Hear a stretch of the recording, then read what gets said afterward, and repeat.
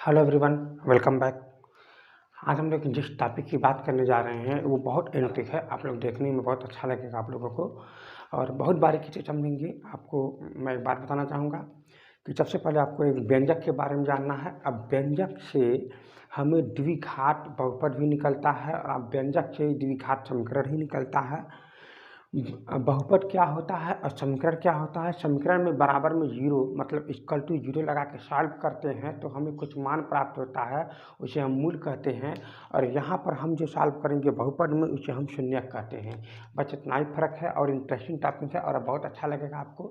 हम आते हैं पॉइंट पर। देखिएगा,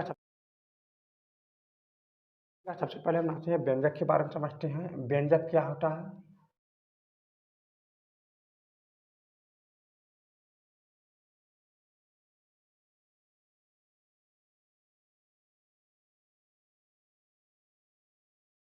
और जीरो हो जाएगा, वन हो जाएगा, टू हो जाएगा, थ्री हो जाएगा, फोर हो जाएगा, ऐसे क्रम में।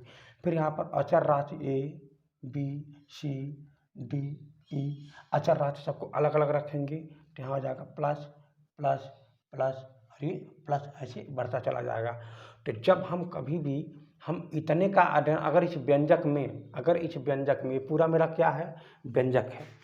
अगर इस व्यंजक में हम सिर्फ इतना ही का अध्ययन करें, सिर्फ इतना का अध्ययन करें, सिर्फ इतना का अध्ययन करें तो हम बोलेंगे कि हम रैखिक का अध्ययन कर रहे हैं। किसका अध्ययन कर रहे हैं, रैखिक का अध्ययन कर रहे हैं। लेकिन अगर हम इतने का अध्ययन करेंगे तो हम बोलेंगे कि द्विघात का अध्ययन कर रहे हैं। किसका अध्ययन कर रहे हैं, द्विघात का अध्ययन कर रहे हैं। तो अगर हम लोग इतने का अध्ययन करेंगे तो समझ लीजिए हम लोग जो त्रिघात का अध्ययन कर रहे हैं, त्रिघात का अध्ययन कर रहे हैं। तो हम लोग अब एक काम करते हैं, जब कभी भी यानी अगर रैखिक बहुपद को अगर देखा जाए तो मेरे पास रैखिक में क्या था, मेरे पास रैखिक में क्या है ज़रा बताने। यहाँ पर है आपका ए एक्स पर पावर 0 और प्लस में बी एक्स पर पावर 1। अब किसी संख्या पर पावर 0 होता है उसका मान 1 हो जाता है, यानी यहाँ पर केवल एक्स हो जाएगा। तो अब यहाँ पर हो जाएगा प्लस में बी एक्स। तो ये अच्छा उतना नहीं लग रहा है तो इसीलिए क्या करेंगे, इसको हम उल्टा लिख देंगे। मतलब ये वाला बी वाला यक्ष को पहले, फिर इसके बाद ए वाला बाद में। लेकिन यहाँ पर देखेंगे जो ये आपका ए और ये बी होता है ना, वो आपका अचर होता है और ये जो आपका केवल यक्ष होता है क्या होता है, चर होता है। तो यहाँ पर जो अचर राशि है, जो अचर है यहाँ पर ए और बी क्रम से होना चाहिए। तो हम क्या करेंगे, इसको हम क्रम से लिखेंगे। तो यक्ष है रहेगा ही, तो ए और ये बी क्या हो जाएगा, क्रम से हो जाएगा। तो इस कंडीशन को क्या बोलेंगे, हमारा ये रैखिक, ये हमारा रैखिक हो गया। अब हम एक काम करते हैं, यहाँ पर चर जो है यक्ष है, क्या है, चर जो है यक्ष है। तो इस पूरे बहुपद, इस पूरे को हम एक नाम दे देंगे, फलन है ये यक्ष का, फलन है ये यक्ष का। तो इसी पॉइंट को जब हम फलन में ले लेंगे तब इसी को हम बोलेंगे बहुपद। क्या बोलेंगे, बहुपद। मेरी बात को समझने का प्रयास कीजिएगा, इसको क्या बोलेंगे, बहुपद। और ये कैसी बहुपद है, रैखिक बहुपद है। ये कैसी बहुपद है, रैखिक बहुपद है। हम बहुत बारीकी से बताना चाहेंगे, इसे आराम से समझने का प्रयास कीजिएगा। तो ये क्या हो जाएगा, रैखिक बहुपद। तो हम अब एक बात और बताना चाहूँगा, ये जो हम लोग अभी अभी अध्ययन किए हैं रैखिक बहुपद, तो अब हम क्या करेंगे, अगर हम इसी को मान लीजिए यहाँ पर दे रखा है ए यक्ष, क्या दे रखा है, ए यक्ष प्लस में बी। अगर हम यक्ष का मान निकालने के लिए क्या करेंगे, ये पता करें कि कितना मान होगा, 0 हो जाए तो हम बराबर में 0 रख करके जब इसे हल करेंगे तो ये हमारा बन जाएगा समीकरण। क्या बन जाएगा, समीकरण। बात को समझिएगा, समीकरण बन जाएगा। तो जैसे ही समीकरण बन जाएगा तो इसको कौन सा समीकरण बोलेंगे, क्योंकि यहाँ पर यक्ष पर पावर कितना, 1 है, तो इसीलिए क्या बोलेंगे, रैखिक समीकरण। क्या बोलेंगे, रैखिक समीकरण। अब ये आपको बहुत अच्छा लग रहा होगा, इंटरेस्टिंग है यहाँ पर। तो यहाँ पर जब भी हम बात करेंगे तो अगर हम फलन का नाम ले लें तो यहाँ पर ये आपका बहुपद में आ जाएगा और जब बराबर में 0 कर देंगे तो हमारा ये समीकरण बन जाएगा। तो जब हम यहाँ पर ऐसा मान ढूंढें कि इसका पूरे का मान क्या बन जाए, 0 बन जाए, तो हम इसको बोलेंगे जो यक्ष का जो मान आया रहेगा, यक्ष का जो मान आया रहेगा कि 0 बन जाएगा जिस पर, तो इसको बोलते हैं शून्यक। क्या बोलते हैं? शून्यक। मेरी बात को ध्यान से समझिएगा। लेकिन यहाँ पर जो यक्ष का मान जो हम निकालेंगे, यहाँ पर जो हम यक्ष का जो मान निकालेंगे इसको हम बोलेंगे मूल। क्या बोलेंगे? मूल। यानी अब आपको ये बात समझ में आ गया होगा कि जब हम बहुपद को 0 बना देने वाला जब संख्या हम पता करेंगे, ऐसा कौन सी संख्या रहेगी जो बहुपद में रखने पर, यक्ष की जगह पर रखने पर वो 0 बन जाए, तो उस कंडीशन में हम उसे क्या बोलेंगे? शून्यक बोलेंगे। मतलब इसे शून्य कर देता है। कहाँ पर पॉइंट होता है? ये बहुपद में होता है। लेकिन यहाँ पर क्या होता है कि अगर ये समीकरण है तो उसमें हम यक्ष का मान निकालेंगे तो इसको हमारा ये मूल बना देगा, मतलब इसके मूल बना देता है। ठीक है ना। हम आते हैं अगले टॉपिक की तरफ।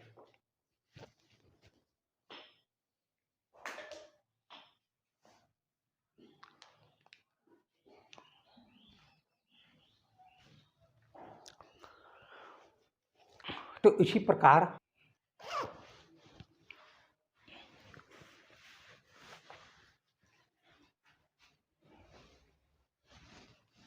तो हम यहाँ पर अभी तक हम लोग क्या किए थे, इस रैखिक के बारे में हम लोग अध्ययन किए थे।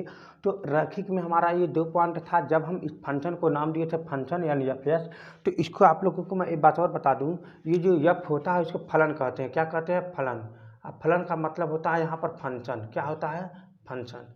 तो यहाँ पर जो ये फंक्शन लिखा गया है यक्ष के रूप में ही फंक्शन लिखा गया है। तो क्या इसका कुछ और भी हो सकता है? हाँ, कुछ और भी उपाय हो सकता है। जैसे मैं बात करूँ यहाँ पर, मान लीजिए मैं लिख देता हूँ ए वाई इज प्लस में बी, ए वाई प्लस में बी, ए वाई प्लस में बी। तो हम इसका जो ये फंक्शन है ना, ये हमारा वाई का फंक्शन है। किस कौन सा फंक्शन है? वाई का फंक्शन है। तो इसको हम क्या बोलेंगे? ये हमारा फलन है वाई का। ठीक है ना। तो अब हम आते हैं अगले टॉपिक की तरफ। यहाँ पर यक्ष भी, वाई भी, जेड भी, कुछ भी लिख सकते हैं, लेकिन यहाँ पर जेड हो जाएगा। तो चलिए, तो हम आप आगे आते हैं। अब आपको ये बात समझ में आ गई होगी, सिस्टम वही है, लेकिन यहाँ पर अगर हम फंक्शन में लिख देंगे तो हमारा बहुपद हो जाएगा। अब जब हम बराबर में 0 रख के जब सॉल्व करेंगे तो हमारा ये रैखिक समीकरण बन जाएगा, यानी ये समीकरण बन जाएगा। मेरा अगला टॉपिक है रैखिक बहुपद। अभी कुछ ही देर के बाद हम आपको आज अभी बहुपद के बारे में बताएंगे। बहुपद में रैखिक बहुपद, द्विघात बहुपद, त्रिघात बहुपद हम क्रम से बताना शुरू करेंगे। तो मेरा पहला टॉपिक है रैखिक बहुपद। हम देखेंगे रैखिक बहुपद में क्या क्या होता है कि हम यहाँ पर ये पता करना चाहेंगे कि ऐसे रैखिक बहुपद का यही पहचान होता है। अगर यहाँ पर हम यक्ष लिखते हैं तो यहाँ भी यक्ष हो जाएगा, मतलब ये यक्ष का ही फंक्शन है। अगर हम यहाँ पर ए वाई प्लस में बी इक्वल टू यहाँ पर लिख देंगे तब हम बी वाई लिख देंगे। अगर यहाँ पर ए जेड प्लस में बी हो जाएगा तब हम यहाँ पर एफ में जेड ही लिख देंगे। यानी ये हमारा सब फंक्शन होता है। तो इस फंक्शन में हम अगर पता करें कि इसकी जगह पर क्या रख दें, कि मतलब यक्ष की जगह पर, यक्ष जेड की जगह पर मैं जेड की जगह ऐसा मैं क्या रख दूँ कि पूरे की क्या बना दे? 0 बना दे। तो हम पता करेंगे कि जेड का मान क्या होगा। चलिए हम एक्चुअली में यक्ष को ही लेकर के सॉल्व करते हैं। तो यहाँ पर क्या होता है? ए यक्ष प्लस में बी इक्वल टू में एफ एक्स है। तो आप पता करेंगे कि एफ एक्स इक्वल टू में 0 रखने पर, यहाँ पर आप 0 रखेंगे। जब आप 0 रखने पर, यानी यहाँ पर लिखेंगे रखने पर, तो इसका मतलब ये हो जाएगा ए एक्स प्लस में हो जाएगा बी इक्वल टू में 0। तो फिर यहाँ से आप यक्ष का मान निकालेंगे तो आपका हो जाएगा यक्ष बराबर में माइनस में बी बट्टे में ए। जो आप देख रहे होंगे कि ऊपर क्या है, जरा ध्यान से समझिएगा। ऊपर क्या है आपका, जो ये है बी जो है अचर राशि है, जो बी क्या है? एक अचर राशि है, जो बी एक अचर है, और ए जो है ए भी एक अचर ही है जिसे कांस्टेंट बोलेंगे। तो यानी एक प्रकार का कोई बात नहीं, माइनस बी हो जाएगा। फिर यहाँ पर एक काम करो आप, यहाँ पर आप ये बात समझ में आ गया होगा कि यक्ष का जो मान है माइनस में बी बटे में ए है। तो ये क्या हो सकता है? हम आते हैं पॉइंट पर। तो यानी आप देख रहे होंगे जो माइनस में बी है यहाँ पर है, और ये जो ए है आपका यक्ष का गुणांक है, यक्ष का गुणांक है ये वाला। तो हम आते हैं थोड़ा सा एग्जाम्पल लेकर के समझते हैं तो ये क्या है। और मैं आपको एक बात और बताना चाहूँगा कि जो ये यक्ष का जो मान निकला हुआ है इसको हम बोलेंगे शून्यक। क्या बोलते हैं? शून्यक। यानी शून्यक वह मान होता है कि जो शून्यक को यहाँ रखने पर पूरे का मान क्या बन जाएगा? 0 बन जाएगा, यानी ये 0 बना देगा। चलिए हम आते हैं पॉइंट पर। यहाँ पर देखते हैं 2 यक्ष प्लस में मान लीजिए यहाँ पर रखा हुआ है 3, और यहाँ पर फंक्शन है एफ एक्स। तो हम क्या करेंगे, यहाँ पर एफ एक्स इक्वल टू में 0 रख करके चेक करेंगे। तो यहाँ पर 2 यक्ष प्लस में 3 इक्वल टू 0 बन जाएगा। तो यक्ष इक्वल टू क्या बन जाएगा? माइनस में 3 बाई में 2। यानी इसका जो शून्यक है क्या है? माइनस में 3 बाई में 2 है। तो इसका मतलब ये हुआ कि यहाँ पर आप -3/2 रखेंगे तो आपका ये पूरा फंक्शन क्या बन जाएगा, 0 बन जाएगा। चलिए हम यहाँ पर चेक करते हैं। तो यानी ये यहाँ पर दे रखा है f(x) बराबर में 2x + में 3। तो यानी ये कह रहा है कि x की जगह पर आप -3/2 रखिए। तो इसके जगह पर क्या लिखेंगे आप, f(x) की जगह पर -3/2 रख रहे हैं ना। इसका मतलब ये हो जाएगा आपका यहाँ पर 2 × में -3/2 और फिर प्लस में हो जाएगा आपका ये 3। तो ये आप देख रहे हो कि कैंसिल हो जाएगा। तो अब -3 अब +3 यहाँ पर क्या हो जाएगा, 0 हो जाएगा। तो इसका मतलब ये हुआ कि आपका ये कंसेप्ट जो है ये ही एक ऐसी मान है जो यहाँ रखने पर इसको शून्यक बना देगा, अर्थात 0 बना देगा। तो ये जो है ये जो है x बराबर में -3/2 इस बहुपद का शून्यक है। तो हम इसको लिख सकते हैं, फलन f(x) का -3/2 एक शून्यक है। क्या है, शून्यक है। तो यही इसका मतलब होता है। तो हम अब आपको ये बात बताना चाहूँगा कि किसी भी फील्ड में, मान लीजिए यहाँ पर दूसरा न्यूमेरिकल है, मान लीजिए मैं यहाँ पर लिख देते हैं 4x + में 8 = में f(x) का हमको शून्यक ज्ञात करना है। तो आपको क्या करना है कि f(x) = में यहाँ पर 0 रखकर चेक करेंगे। तो जैसे यहाँ पर 0 रखेंगे तो क्या बन जाएगा, 4x + में 8 यहाँ पर हो जाएगा 0। तो यहाँ पर हो जाएगा 0। तो फिर क्या करेंगे, यहाँ पर x = में -8/4 कट जाने के बाद -2, यानी -2 जो है f(x) ऐसे लिख सकते हैं। फलन f(x) का x बराबर 2 क्या है, एक शून्यक है। एक क्या है, शून्यक है। तो ये बात आप समझ में आ गया होगा कि इसमें क्या होता है सिस्टम में। मैं यहाँ पर आपको बहुपद के बारे में बताया हूँ, यहाँ पर कोई अभी समीकरण के बारे में नहीं कुछ बताया गया है, ये एक बहुपद है। तो अब हम आते हैं द्विघात बहुपद पर। क्या है, चलिए हम आते हैं पॉइंट पर, द्विघात बहुपद के बारे में। द्विघात का ये हमारा फंक्शन है, जहाँ पर देखिएगा यहाँ पर चर राशि x है, इसीलिए हम इसे बोलेंगे फंक्शन f(x) है। बात को समझिएगा। अगर हम इसे चाहेंगे तो फंक्शन में कोष्टक y भी दे सकते थे, ay² + में by + में c, यहाँ पर a भी दे सकते थे। तो हम क्या करते हैं, ऐसे कंडीशन में हम एक उदाहरण लेते हैं, समझाने का प्रयास करते हैं। ये एक्चुअली में आता कहाँ से, सबसे पहले हम यहाँ पर कुछ रफ करना चाहेंगे और ये आपको रफ भी समझना बहुत ज़रूरी है।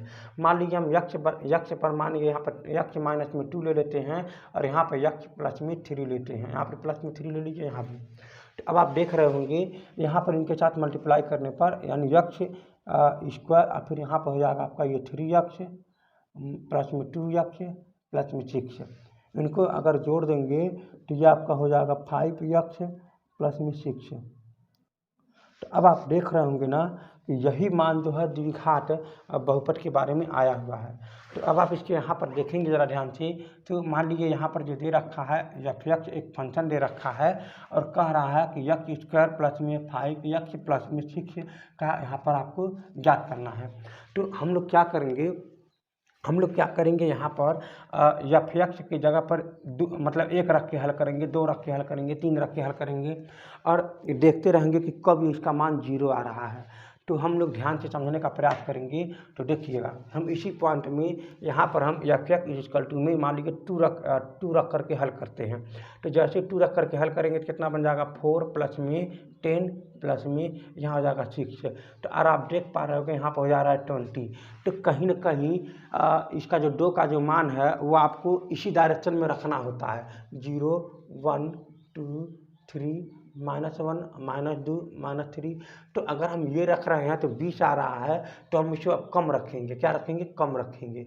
तो कम रखते हुए कहाँ तक जाएंगे, 0 पर रखेंगे तो भी 6 आ जाएगा। अगर मैं यहाँ पर 0 रख दूंगा, 0 तो ये भी 0, तो ये भी 0 हो जाएगा। अगर हम बात करें f(x) बराबर में 0 का मान रखने पर तो भी हमारा कितना आ जा रहा है, 6 आ जा रहा है और हमको 0 लाना है। तो हम क्या रखेंगे, फिर हम -1 रखेंगे। तो जैसे ही -1 रखेंगे तो यहाँ पर क्या हो जाएगा, -1। तो यहाँ पर क्या हो जाएगा, -1 का मतलब 1 और फिर -5 और यहाँ हो जाएगा +6। अब आप देख रहे होगे कितना हो जाएगा यहाँ पर 7 5 2 अर्थात ये 2 हो जाएगा, तब भी ये 0 नहीं आया। अब हम रखेंगे माइनस में 2, तो जैसे यहाँ पर रखेंगे माइनस में 2 तो ये आपका क्या बन जाएगा, यहाँ पर बन जाएगा 4। अब माइनस में 2 रखेंगे तो यहाँ हो जाएगा आपका ये माइनस में 10, कितना हो जाएगा माइनस में 10, और यहाँ हो जाएगा प्लस में 6। अब आप देख पा रहे होगे कि ये हो जाएगा 10 माइनस में 10 बराबर में 0। तो यानी इसका मतलब ये हुआ कि फंक्शन का जो -2 है, यानी बोलेंगे आप कि यक्ष इज कर टू माइनस में 2 या फंक्शन एफ एक्स का एक शून्यक है। क्या है, शून्यक है। तो इस बात का समझने का प्रयास कीजिएगा। तो ये आपको ऐसे ही सॉल्व करना होता है। तो ये केवल एक मतलब बहुपद है, बहुपद का यही सिस्टम कहलाता है। तो चलिए हम और कुछ मान रखते हैं आगे। मान लीजिए माइनस में 3 रखते हैं। इतना बात तो पक्का है कि इसका जो सिस्टम जो आया हुआ है वो मतलब यक्ष स्क्वायर है। टी घात है तो इसका मतलब यक्ष स्क्वायर है। तो जो ये आपका शून्यक जो मिलेगा, जो इसका शून्यक मिलेगा उसकी संख्या 2 मिलेगी, एक और ये 2 मिलेगी। तो यहाँ पर तो मान लीजिए एक शून्यक तो मिल गया, हमको एक और शून्यक ढूंढना है। तो क्या करेंगे, यहाँ से हम माइनस में 2 तो मान लीजिए ले लीजिए, तो माइनस में 3, फिर माइनस में 4, माइनस में 5 ऐसे करके लेना स्टार्ट करेंगे। लेकिन एक शून्यक माइनस में 5 है। मान लीजिए यहाँ पर अगर हम पता करेंगे, यहाँ पर लिखेंगे माइनस में 5 तो क्या बन जाएगा, यहाँ पर 25 हो जाएगा। क्या बन जाएगा, 25 बन जाएगा। और फिर 50 पर 5 रखेंगे, क्या बन जाएगा, 25 बन जाएगा ना। तो माइनस में 5 रखने पर यहाँ पर क्या बन जाएगा, 25 बन जाएगा। सॉरी 3 है, यहाँ पर मैं 3 रखा हूँ ना, तो इसीलिए यहाँ पर 3 रखेंगे। जब एक बार माइनस में 3 रखेंगे, क्या रखेंगे, माइनस में 3, तो यहाँ पर हो जाएगा अभी 9, और फिर यहाँ पर हो जाएगा 15, मतलब माइनस में 3, तो ये हो जाएगा आपका ये माइनस में 15, और ये हो जाएगा प्लस में 6। तो इन दोनों का आप जोड़ेंगे तो ये आपका हो जाएगा 15 माइनस में 15 इज इक्वल टू में 0। आप देख रहे होंगे कि मैंने यहाँ पर यक्ष का जो मान रखा है माइनस में 3 भी रखा है, तो भी हमारा ये कंडीशन में क्या होगा, एफ एक्स का शून्यक है। तो हम इस बात को कह सकते हैं कि यक्ष का जो मान है -2 -3 क्या है, एफ एक्स के 2 शून्यक हो गए। तो क्या ये ज़रूरी है कि ऐसे ही निकलता है, ज़रा ध्यान से समझिएगा।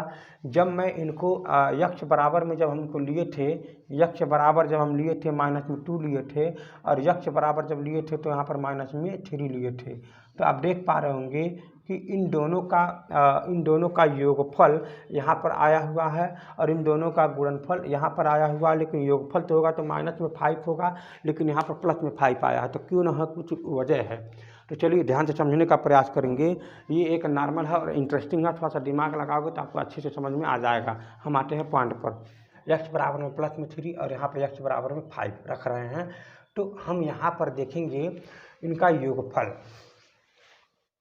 बहुत बारीकी से बात पकड़िएगा। इनका योगफल मतलब ये इसको शून्यक बोलेंगे ना, तो शून्यक का योगफल, यानी ये योगफल जो है ये कितना है, यहाँ पर जरा बताइए। यहाँ पर हो जाएगा 8, कितना हो जाएगा 8 है, आप देख पा रहे होंगे। लेकिन अगर मैं इनका गुणनफल की बात करूं तो कितना हो जाएगा, यहाँ पर ये 15 हो जाएगा। तो हम क्या करेंगे, इनका यक्ष इक्वल टू में 3 और यक्ष इक्वल टू में 5, इसको इस पार करिएगा तो यक्ष माइनस में 3 हो जाएगा, और यहाँ पर हो जाएगा यक्ष माइनस में 5। तो इनका जब आपस में गुणा कर देंगे तो यक्ष स्क्वायर माइनस में 5 यक्ष माइनस में 3 यक्ष प्लस में 15, तो इनको आपस में जोड़ देंगे तो कितना बन जाएगा, माइनस में 8 यक्ष प्लस में 15।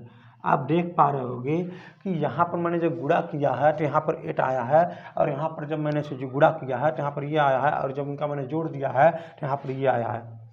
लेकिन परिवर्तन क्या हुआ है कि ये जो परिवर्तन जो हुआ है केवल यहाँ पर आगे माइनस आ गया है। तो हम एक बात बताना चाहूँगा, आप ध्यान से समझने का प्रयास कीजिएगा। अगर मेरे पास एक मूलक है a² प्लस में b यक्ष प्लस में c, तो इनका जो शून्यक होंगे, इनका जो शून्यक मान लीजिए अल्फा और ये बीटा है, इनका जो शून्यक होंगे वो क्या है, अल्फा और ये मान लीजिए बीटा है। तो हम जब यहाँ से अल्फा शून्यक जो होगा तो अल्फा और बीटा है, तो जब हमको इसको द्विघात बहुपद बनाना रहे तो क्या लिखेंगे, यक्ष स्क्वायर प्लस यक्ष स्क्वायर फिर माइनस मूलों का योगफल, क्या लिखेंगे, मूलों का योगफल, फिर इसके बाद यक्ष, फिर इसके बाद प्लस मूलों का गुणनफल।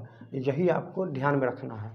आप देख रहे होंगे कि जब मैं मूलों का योगफल किया हूँ यहाँ पर तो कितना आया 8, तो मैं यहाँ पर 8 तो लिख दिया हूँ, लेकिन आगे क्या आ गया है, माइनस आ गया है। मूलों का गुणनफल मैं यहाँ पर 15 लिख दिया हूँ, लेकिन आगे तो उसे सेम है। तो इसका मतलब ये हुआ कि कहीं न कहीं मूलों का योगफल वाले में आगे माइनस आ रहा है, तो इसीलिए मैंने मूलों का योगफल करके आगे मैंने क्या लिखा है, माइनस लिखा है। तो यहाँ पर देखोगे अल्फा प्लस इंटू में बीटा हो जाएगा। तो अगर आपसे कोई दे दे कि द्विघात बहुपद याद कीजिए, 2 मूल दे रखे हैं, यानी अल्फा और बराबर में 3 और बीटा बराबर में मान लीजिए दे रखा है 5, तो आपको ज्ञात करना है द्विघात बहुपद। तो यहाँ पर ये 2 मूल दे रखे हैं, ठीक ना, ये आपका 2 मूल मत सॉरी, यहाँ पर 2 शून्यक हैं। तो यहाँ पर क्या हो जाएगा, तो यहाँ पर हम लिखेंगे यहाँ पर ये यक्ष स्क्वायर, फिर यहाँ पर माइनस मूलों का योगफल अल्फा प्लस में बीटा, फिर यक्ष, फिर प्लस मूलों का गुणनफल, यही कंसेप्ट होता है। तो अब यहाँ पर क्या लिखेंगे, इनका यक्ष स्क्वायर माइनस में मूलों का योगफल मतलब 3 प्लस में 5 यक्ष, फिर प्लस यहाँ पर क्या हो जाएगा, मूलों का गुणनफल मतलब यहाँ पर 15। तो आप देख रहे होगे यक्ष स्क्वायर माइनस में 8 यक्ष प्लस में 15। आप देख रहे होगे कि फिर वही कंसेप्ट फिर यहाँ से भी ये आ गया। तो ये बात आपको समझना ज़रूरी है कि अगर मूल दे देता है तो आप शून्य निकाल पाएंगे कि नहीं। सॉरी, इसका अगर शून्य दे देता है, अगर इसका शून्य दे देता है तो इसका आप द्विघात बहुपद निकाल पाएंगे कि नहीं। मैं एक बात बता रहा हूँ, मैं कभी कभी मूल बोल दे रहा हूँ, इसके पहले मैं आपको बताया हूँ कि समीकरण में हम मूल निकालते हैं और बहुपद में हम शून्य निकालते हैं, तो दोनों मतलब एक ही चीज़ है। लेकिन हम यहाँ से क्या करेंगे, ये बात आपको समझ में आ गया होगा कि शून्य यहाँ से कैसे कैसे निकल रहे हैं और क्या हो सकते हैं हम।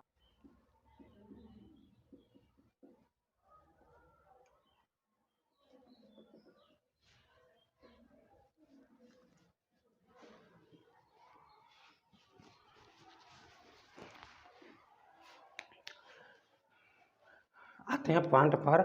मैं आपसे अभी भी बताया है कि जब हमारे पास यक्ष स्क्वायर प्लस में यहाँ पर था, मान लीजिए यक्ष स्क्वायर माइनस में 8 यक्ष प्लस में 15, इसका हम क्या बताए थे कि इसका मूलों का जो योगफल है, मूलों का यहाँ गुणनफल है।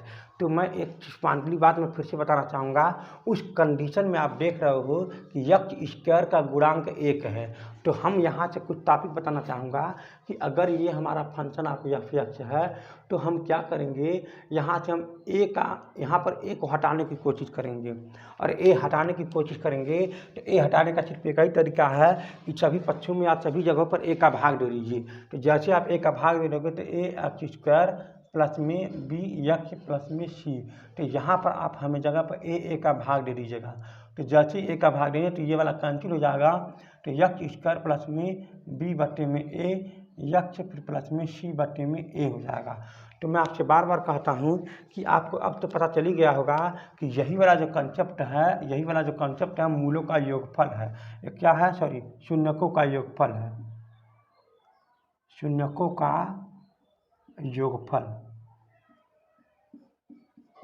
का योगफल कितना है। तो आपको मैं ये बात और बता दूं, यहाँ पर हमने प्लस लिया था लेकिन माइनस में आया था, तो इसीलिए यहाँ भी क्या आता है, वो माइनस में आ जाता है, माइनस में बी बट्टे में ए हो जाता है। फिर देखिएगा ध्यान से, शून्यकों का गुणनफल, तो ये वाला तो सेम रहता था, इसीलिए सी बट्टे में ए हो जाता है। तो ये आपको अब समझ में आ गया होगा ये कहाँ से आया है। तो अब हम आते हैं नेक्स्ट टॉपिक की तरफ। चलिए हम एक क्वेश्चन की तरफ आते हैं। यहाँ पर पूछ रहा है कि पी एक्स बहुपद पी एक्स यक्ष स्क्वायर माइनस में 9 के शून्यक हुए, तो आपको पता करना है शून्यक क्या होगा।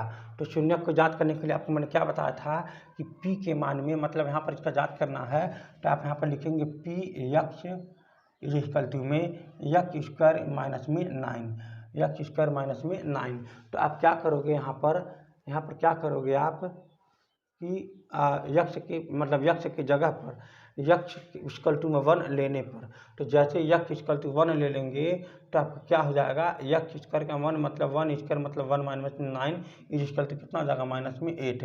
तो यानी कहीं ना कहीं इसको यक्ष के मान को बढ़ाना है, ध्यान से समझने का प्रयास कीजिएगा।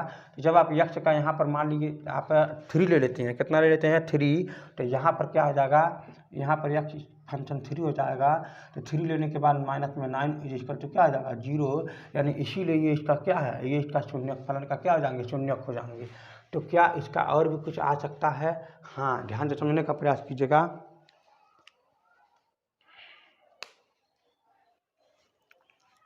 एक बात मैं आपको बताने की प्रयास करता हूँ। कुछ बातें ऐसी हैं कि अगर आप बारीकी से समझेंगे तो आपको समझ में आ जाएगा। तो यहाँ पर देखिए दे रखा है यक्स स्क्वायर माइनस में 9। अगर हम यहाँ पर 3 रखेंगे, अगर हम यहाँ पर 3 रखेंगे तो भी यहाँ पर 9 माइनस में 9 आ जा रहा है, तो भी यहाँ पर 0 आ जा रहा है। अगर हम यहाँ पर यक्स की जगह पर माइनस में 3 रखेंगे तो भी यहाँ पर 9 माइनस में 9, तो भी यहाँ पर 0 आ जा रहा है। तो इसका मतलब ये है स्क्वायर होने का फ़ायदा हो जा रहा है, स्क्वायर होने का फ़ायदा हो जा रहा है। तो हम बहुत इंटरेस्टिंग टॉपिक है, यहाँ पर देख रहे हैं स्क्वायर होने का फ़ायदा है इसका। अगर स्क्वायर है तो 3 भी ले रहा है तो भी प्लस बन जा रहा है, और माइनस भी ले रहा है तो भी प्लस बन जा रहा है। यानी कहीं न कहीं इस संपर्क में यक्स का जो शून्यक होगा वो 3 भी होगा और ये माइनस में 3 भी होगा। बात समझ पा रहे होंगे? ऐसे कंडीशन में बहुत इंटरेस्टिंग है, लेकिन आपको इस फिगर को ध्यान से बारीकी से समझना होगा। अगर मैंने यहाँ पर 3 रखा, तो ये 0 हो गया। तो आपको समझना जरूरी है कि यहाँ पर यक्स स्क्वायर है तो कहीं न कहीं यहाँ पर माइनस भी रखने पर भी प्लस आएगा, तो इसका मतलब माइनस वाला भी शून्यक बन जाएगा, इसका माइनस वाला भी शून्यक बन जाएगा। तो आपका बहुत इंटरेस्टिंग सब्जेक्ट है, यहाँ पर मस्ती है, अच्छे से समझें। तो पॉइंट हम आते हैं इसका, आप लोग ये बात समझना है और आपका बहुत इंटरेस्ट है इस क्वेश्चन में, आप ध्यान से समझने का प्रयास करिएगा। अगर यहाँ पर पी एक्स यहाँ पर दे रखा, या पी एक्स बराबर दे रखा, चाहे पी एक्स बोलो, यहाँ पर पी एक्स दे रखा तो पी एक्स बोल सकते हो, कोई दिक्कत नहीं है। तो P x is equal to में यक्स इज स्क्वायर माइनस में यक्स यहाँ पर हो जाएगा 3a। तो इसका एक शून्यक जो है 3 है, यानी कहीं न कहीं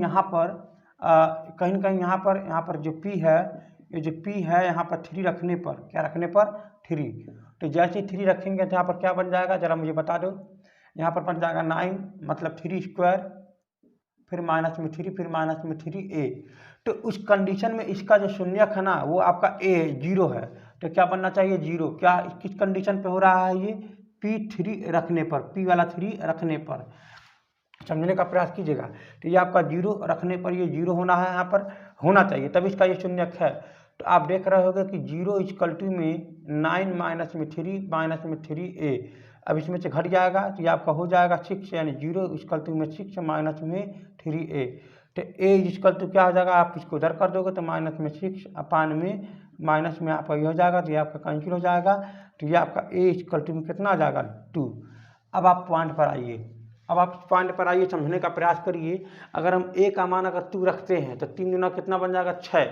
तो यानी अगर मैं अच्छे से बहुपद लिखें तो आपका ये बन जाएगा एक्स स्क्वायर माइनस में एक्स माइनस में 6। कहाँ से आया है ये, 3 इंटू में 2 गुणा करने पर आया, समझ में आ गया।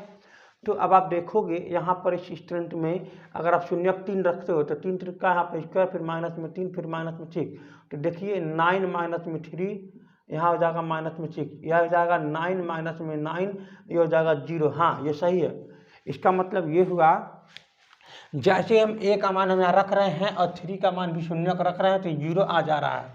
यानी इसका कहीं न कहीं कि जो आपका यक्स बराबर जो ये 3 है और ये जो एफ एक्स इसको बोलो तो कोई बात नहीं है, एफ एक्स का शून्यक है। बात समझ में आ गया ना। इस एफ एक्स ध्यान से समझने का प्रयास कीजिएगा। ये जो आपका यक्स प्लस में a इज इक्वल टू 0 करके यक्स इक्वल टू में माइनस में a, क्या आ जाएगा यक्स इक्वल टू में माइनस में a। तो यानी कहीं न कहीं ये जो है ना ये इसका बहुपद का क्या है, गुणनखंड है। यानी इसका जो है गुणनखंड है तो ये इसको वेरीफाई करेगा। मतलब ये हुआ कि आपको कुछ बातें समझना बहुत ज़रूरी है, ध्यान से समझिएगा। मैं अगर बात करूं, मान लीजिए यहाँ से अगर मैं बात करूं कि अगर मान लीजिए अगर मैं बात करूं यहाँ पर ये 4 है, 4 मान लीजिए 12 को काट देता है, तो इसका जो आप गुणनखंड करेंगे 2 गुणे में 2, तो ये 2 भी इसको काट देगा। फिर बात समझ रहे हैं ना। तो अगर मैं बात करूँ मतलब इसको 2 भी इसको काट देगा, तो चलिए ठीक है, यहाँ पर इंटरेस्टिंग वाली बात तो है ही, कोई बात नहीं। तो यहाँ पर हम क्या करते हैं, यक्स का माइनस में यहाँ पर माइनस में ए यहाँ पर रख देंगे। तो जैसे ही रखेंगे माइनस में ए तो देखते हैं क्या आता है, और ए का ही मान भी ज्ञात करना है। तो यहाँ पर क्या हो जाएगा, यक्स 2 इंटू माइनस में ए, मतलब ये हो जाएगा माइनस में ए का स्क्वायर और प्लस, और यहाँ पर आप यक्स इक्वल टू माइनस ए रखोगे तो ये हो जाएगा 2, फिर यहाँ पर हो जाएगा आपका ये ए, और फिर यहाँ पर हो जाएगा आपका माइनस में ए प्लस, फिर यहाँ आ जाएगा 5, ये हो जाएगा माइनस में ए फिर प्लस में 10 इज इक्वल टू क्या बन जाएगा 0, क्योंकि इसको शून्य वेरीफाई करना है, इसका मान क्या बन जाएगा 0। तो ये आप इसको सॉल्व करोगे तो ये हो जाएगा 2a स्क्वायर प्लस ये हो जाएगा आपका माइनस में माइनस हो जाएगा ये वाला माइनस में 2a स्क्वायर प्लस में ये हो जाएगा ये भी माइनस में हो जाएगा माइनस में 5a प्लस में 10 इज इक्वल टू में 0। तो आप देख रहे हो ये दोनों कैंसिल हो जा रहा है, माइनस में 5a प्लस में 10 इज इक्वल टू 0, इसको इधर कर दीजिए। तो 10 इज इक्वल टू में 5a, a is equal to में 10 बाई में 5, a इज इक्वल टू में 2। यानी यहाँ से भी x का मान, a का मान कितना आ गया 2 आ गया, a का मान कितना आ गया 2। तो यही इसका हमारा ओरिजिनल आंसर है। तो आप लोग मेरे बात को समझने का प्रयास कीजिएगा, बहुत इंटरेस्टिंग है। अगर आप कुछ टॉपिक को समझने का प्रयास करेंगे